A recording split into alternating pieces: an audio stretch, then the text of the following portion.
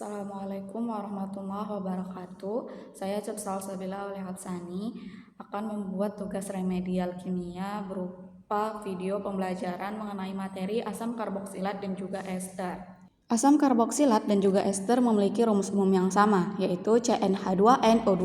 Adapun gugus fungsi dari asam karboksilat adalah COOH, sementara ester adalah COO. Dan juga struktur dari asam karboksilat adalah RCOOH, sementara struktur gugus dari ester adalah RCOOR. Nama lain dari asam karboksilat adalah asam alkanoat, di mana akhiran ana diganti menjadi oat. Sementara nama lain dari ester adalah alkil alkanoat. Berikutnya adalah tata nama asam karboksilat berdasarkan IUPAC.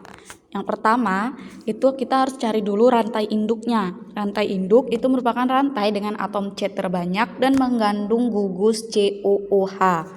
Kemudian penomoran dimulai dengan atom C yang menjadi gugus fungsi COOH. Dan yang ketiga adalah penamaan diawali dengan asam dan akhiran ana diganti menjadi OAT. Contohnya itu seperti asam 3-etil 2,5 dimetil heptanoat. Seperti ini. Jadi yang pertama yang harus kita lakukan untuk membuat tata nama senyawa asam karboksilat, kita lakukan dulu rantai induk yang terpanjang. Rantai induk yang terpanjang itu rantai yang juga mengandung gugus dari asam karboksilat, yaitu COOH. Jadi C ini merupakan nomor satunya. Kita akan cari rantai induk terpanjangnya. 1, 2, 3, 4, 5, 6. 1, 2, 3, 4, 5, 6, 7. Jadi ke bawah itu lebih panjang daripada lurus. Jadi kita akan mengambil rantai induknya adalah ini.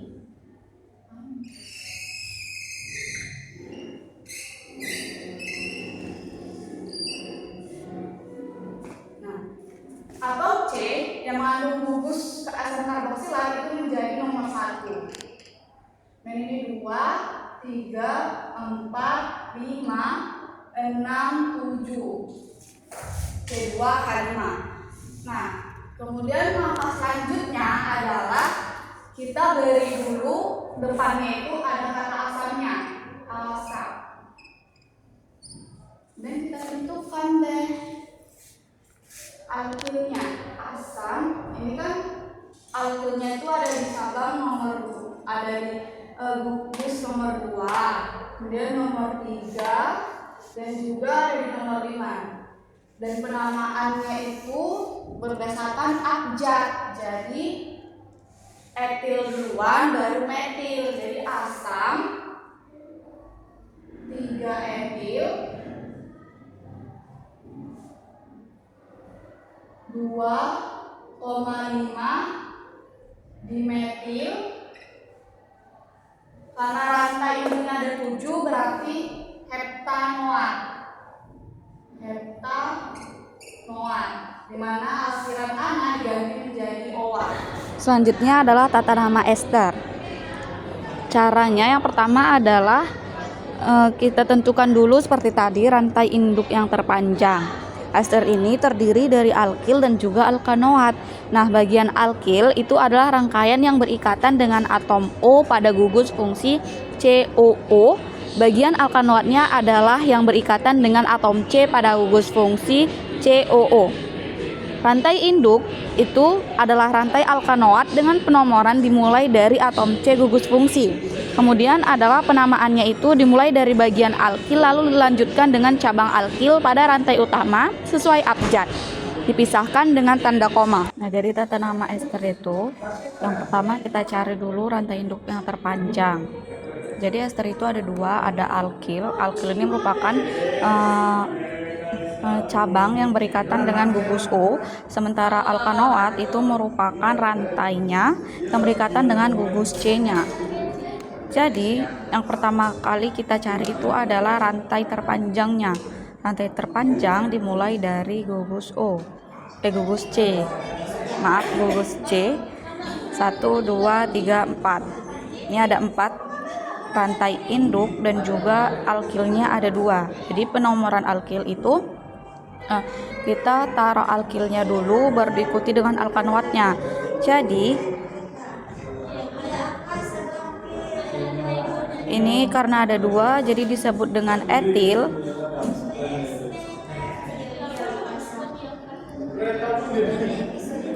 Dan ini rantainya karena ada 4, jadi disebut dengan butanoat. Kan nama lain dari ester kan alkil alkanoat. Alkil alkanoat. Berarti penamaannya juga dimulai dari alkilnya. Alkilnya adalah etil, jadi etil butanoat. Selanjutnya adalah reaksi asam karboksilat. Yang pertama adalah reaksi reduksi. Reaksi reduksi ini merupakan reaksi yang mengubah asam karboksilat menjadi alkohol primer. Jadi reaksi reduksi ini melalui beberapa tahap. Yang pertama itu adalah asam karboksilat itu akan direaksikan dengan H2, dia akan menghasilkan aldehid ditambah air. Kemudian aldehid ditambah air ini direaksikan lagi dengan H2 akan menghasilkan alkohol primer. Contohnya adalah CH3, CH2, COOH ditambah H2 itu akan menghasilkan H2O, H2 ini O-nya itu kemari, jadinya ini O-nya jadinya H2O ditambah CH3, CH2, COH. Ini karena rantai induknya ada 3, maka ini adalah asam propanoat. Asam propanoat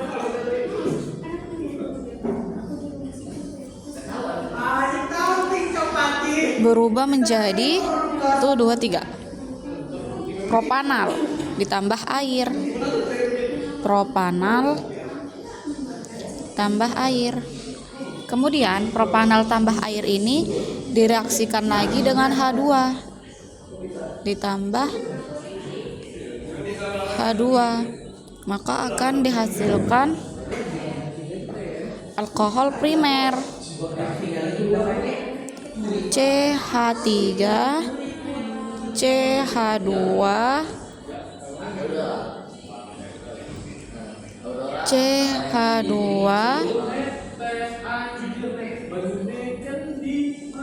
OH.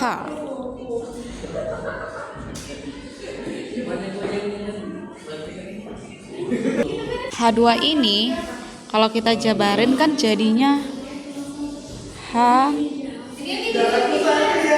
gini kan. Kemudian H ini itu kita gabungkan dengan H ini, CH ini. Jadi dihasilkan CH2. Kemudian H1 lagi kita gabung dengan O, jadinya OH. Karena sudah direaksikan maka rantainya pun terputus jadi satu. Jadi deh alkohol primer, jadinya propanol. Propanol. Selanjutnya adalah reaksi esterifikasi. Reaksi esterifikasi ini merupakan reaksi antara asam karboksilat dan alkohol yang menghasilkan ester ditambah air. Contohnya adalah asam etanoat ditambah metanol itu akan menghasilkan metil etanoat ditambah air. Nih, asam etanoat itu kan CH3COOH. Kita reaksikan dengan alkohol CH3OH metanol. Dia akan menghasilkan metil etanoat CH3COO, CH3 ditambah H2O.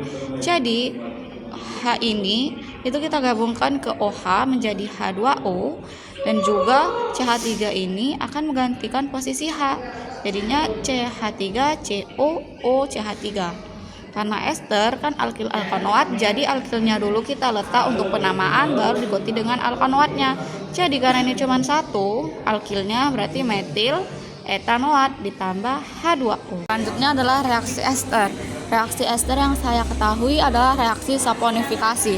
Reaksi saponifikasi ini merupakan reaksi untuk pembuatan sabun, di mana reaksi ini mereaksikan ester dengan basa kuat yaitu basa kuat, salah satunya adalah NaOH.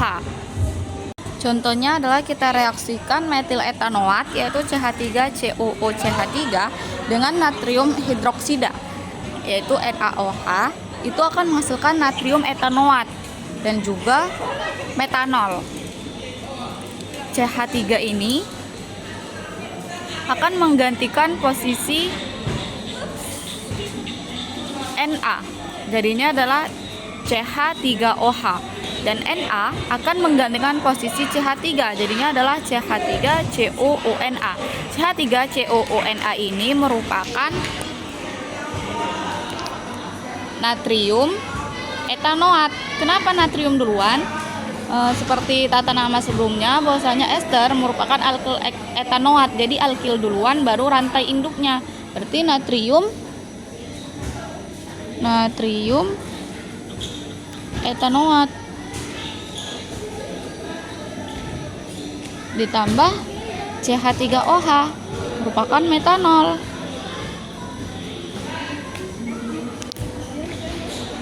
Ini tadi metil etanoat ditambah natrium hidroksida akan menghasilkan natrium etanoat ditambah metanol. Selanjutnya adalah perbedaan antara asam karboksilat dan ester. Asam karboksilat itu termasuk elektrolit lemah yang terionisasi sebagian dalam air, sedangkan ester dia merupakan senyawa non-elektrolit. Kemudian asam karboksilat juga mempunyai ikatan hidrogen sesamanya dan juga dapat berikatan hidrogen dengan molekul air. Sementara ester tidak terdapat ikatan hidrogennya karena tidak mempunyai gugus hidroksil. Kemudian asam karboksilat itu mempunyai gugus hidroksil yang bersifat polar, sehingga asam karboksilat juga bersifat polar. Sedangkan ester, senyawa bersuku rendahnya sedikit polar, sedangkan senyawa bersuku tingginya hampir nonpolar. Kemudian, asam karboksilat ini merupakan asam lemah dan juga akan semakin lemah untuk suku yang lebih tinggi atau atom C yang banyak. Sedangkan ester itu dia kurang reaktif. Dan yang terakhir, asam karboksilat ini kalau kita tes menggunakan indikator asam basa maka akan menunjukkan sifat asam, sedangkan ester akan menunjukkan sifat netral. Sekian video pembelajaran dari saya mengenai asam karboksilat dan juga ester. Assalamualaikum warahmatullahi wabarakatuh.